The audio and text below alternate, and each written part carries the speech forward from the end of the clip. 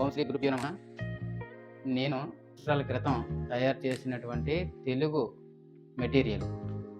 ఈ మెటీరియల్ ప్రధానంగా 1, 2 తరగతుల పిల్లలను తెలుగులో ప్రావీణ్యులు గావించడానికి అద్భుతంగా ఉపయోగపడుతుంది.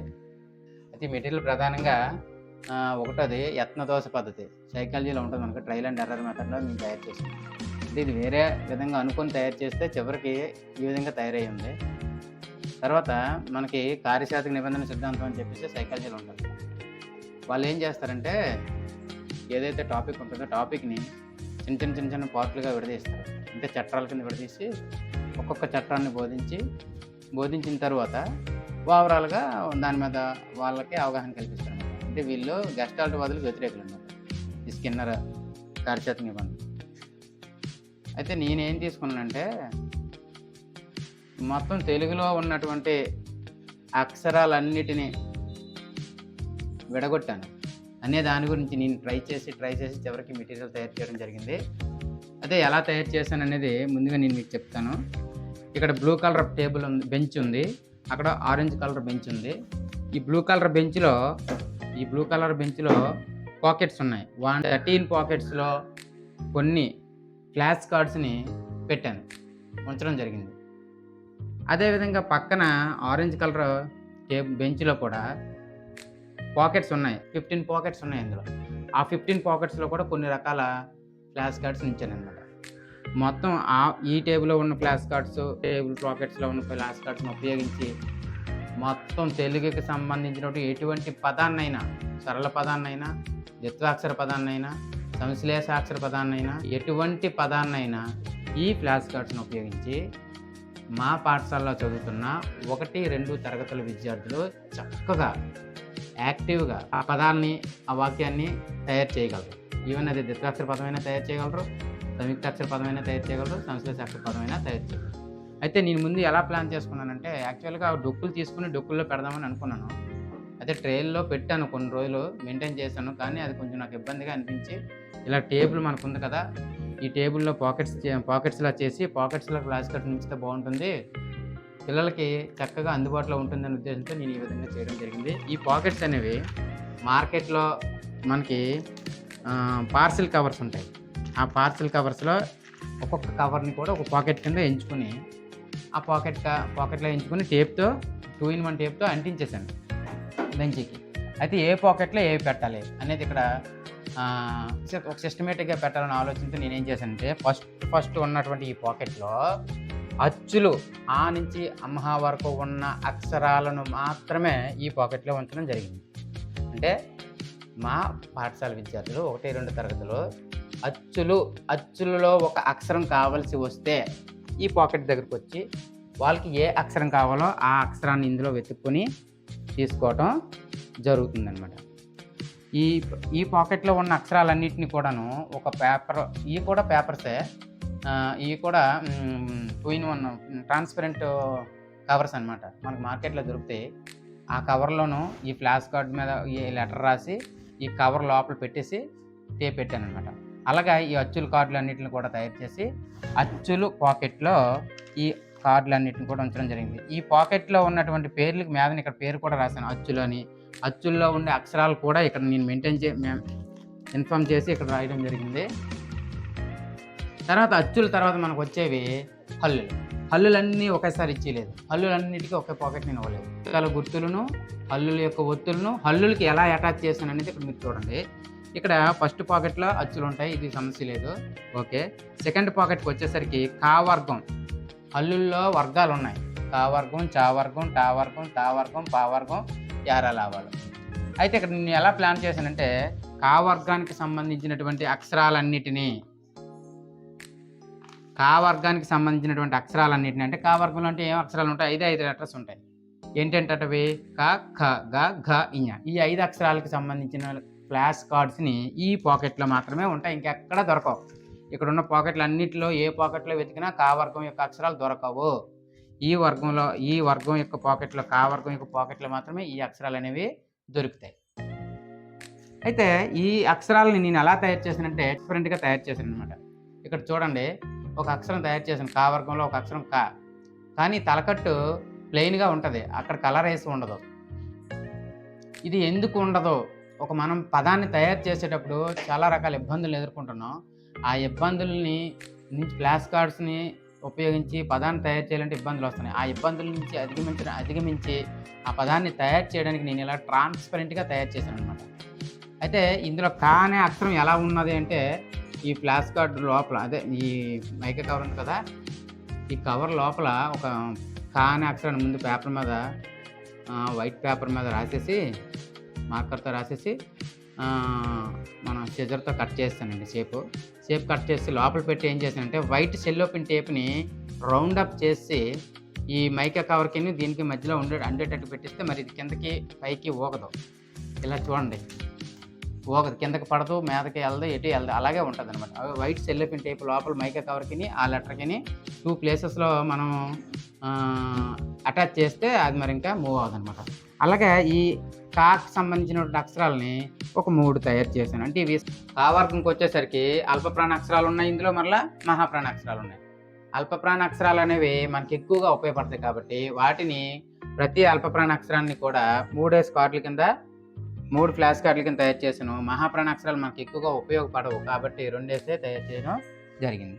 అలాగే చూడండి ఇగో ఇప్పుడు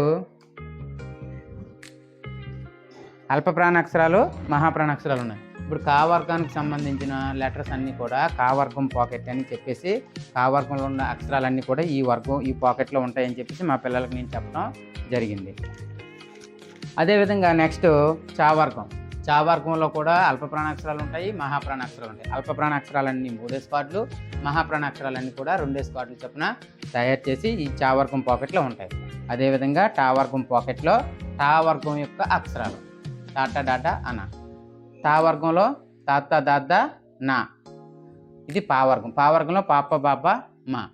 తర్వాత యారవాళ్ళు అనమాట అవి. యార లావా శేష సహ అలా ఎక్స బండిర. ఈ అక్షరాలన్నిటికి సంబంధించిన పాకెట్ కార్డులన్నీ ఇందులో ఉంటాయి. అయితే ఇక్కడ నేను చేసిన మంచి పని ఏంటంటే, కా వర్గంలో ఉండే అక్షరాలు ఉన్నాయి కదా, ఈ అక్షరాలకి ఒత్తులు ఉంటాయి కదా, ఆ ఒత్తులన్నీ కూడా కా వర్గం యొక్క పాకెట్ కిందనే ఇంకో పాకెట్ ఇవ్వడం జరిగింది. ఆ పాకెట్ ఇచ్చి నేనేం చేశానంటే, ఆ పాకెట్ కిందని క, ఖ, గ, ఘ, ఞ వీటికి సంబంధించినటువంటి ఒత్తులు. ఇది కా ఒత్తు ఇదిగోండి. ఈ కా ఒత్తులు కూడా ఇది అల్పప్రాణాక్షరం కదా, అల్పప్రాణాక్షరం యొక్క ఒత్తు కాబట్టి ఇలాంటివి మనకి ఎక్కువగా ఉపయోగపడతాయి కాబట్టి వీటిని 3 కింద తయారు చేశాను. తర్వాత ఇది మహాప్రాణాక్షరం యొక్క ఒత్తు కాబట్టి ఎక్కువగా ఉపయోగపడవు కాబట్టి వీటిని 2 తయారు చేయటం జరిగింది. అయితే అదేవిధంగా లాస్ట్లో ఇంకా పిల్లలకి ఐడెంటిఫికేషన్గా ఉండడం కోసం ఈ పాకెట్లోనే ఇవేంటంటే ట్రాన్స్పరెంట్గా ఉండే కార్డులు.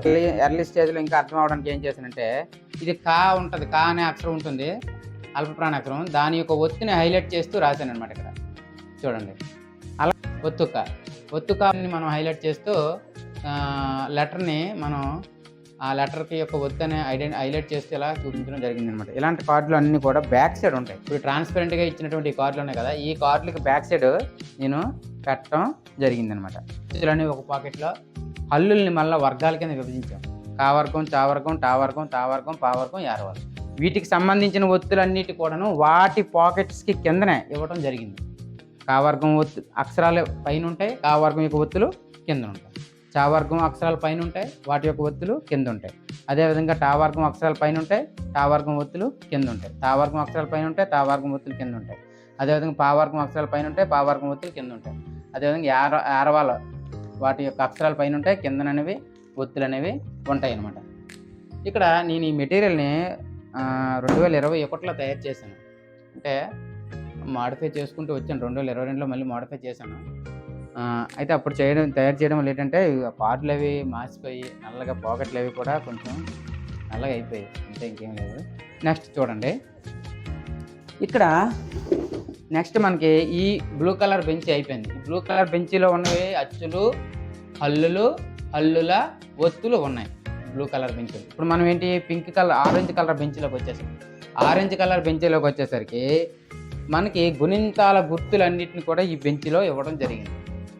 గుణింతాల గుర్తులు మనకి ఏంటంటే ఉంటాయి, తలకట్టు. ఫస్ట్ ఏముంటుంది, తలకట్టు. చూడండి, ఇగో తలకట్టుకు సంబంధించి ఒక 4 ఫ్లాష్ కార్డ్స్ తయారు చేసి ఈ తలకట్టు పాకెట్లో పెట్టేశాను.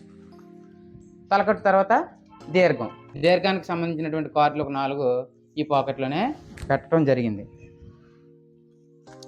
అదేవిధంగా గుడికి సంబంధించినటువంటి ఫ్లాష్ కార్డ్స్ ఒక 3 తయారు చేసి గుడుల్లా ఉంటాయి ఇవి. గుడి దీర్ఘం పాకెట్లో ఒక 3 గుడి దీర్ఘాలు 3. ఈ కొమ్ములు చూడండి, చాలా ట్రాన్స్పరెంట్గా చక్కగా ఉంటాయి. పిల్లలు చూసిన వెంటనే కొమ్ము అనే ఫ్లాష్ కార్డ్ కావాలంటే ఈ పాకెట్ దగ్గరికి వచ్చి మా పిల్లలు ఇందులో చేపెట్టి తీస్తారు. కొమ్ము దీర్ఘాలు ఒక 3 తయారు చేశాను. చూడండి, ఇది మనకి ఎక్కువగా ఉపయోగం ఉండదు, ఒకే ఒకటి తయారు చేశాను. ఇది యత్వం అండి. వృత్తం తర్వాత వచ్చేది యత్వంకు సంబంధించి 3 కార్డులు. యత్వం తర్వాత యాత్వం పాకెట్. ఈ పాకెట్లో యాత్వానికి సంబంధించి ఐత్వానికి సంబంధించి ఒక 3 ఫ్లాష్ కార్డ్స్ ఇవన్నీ చూడండి. అదేవిధంగా వత్వం చూడండి, వాత్వం తర్వాత ఔత్వం. 0 పెట్టడం జరిగింది. మనకి ఈ పళ్ళు కూడా పిల్లలకి మరి ఇది ఒకటే వదిలేసాం, ఇది కూడా ఇంట్రడ్యూస్ చేశారు అని చెప్పి లాస్ట్లో 2nd క్లాస్ లెసన్ లాస్ట్లో ఇంట్రడ్యూస్ చేశారు. కానీ నేను మొదటి నుండే దీన్ని ఇంట్రడ్యూస్ చేస్తాను. 4 ఫ్లాష్ కార్డ్స్ని ఇక్కడ పళ్ళు అనే పాకెట్లో ఇవ్వటం జరిగింది.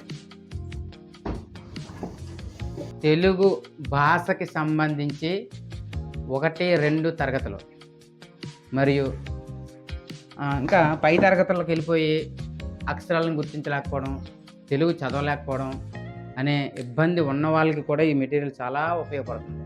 అచ్చులన్నీ ఒక పాకెట్లో. హల్లులు మనకు చాలా ఎక్కువ ఉన్నాయి.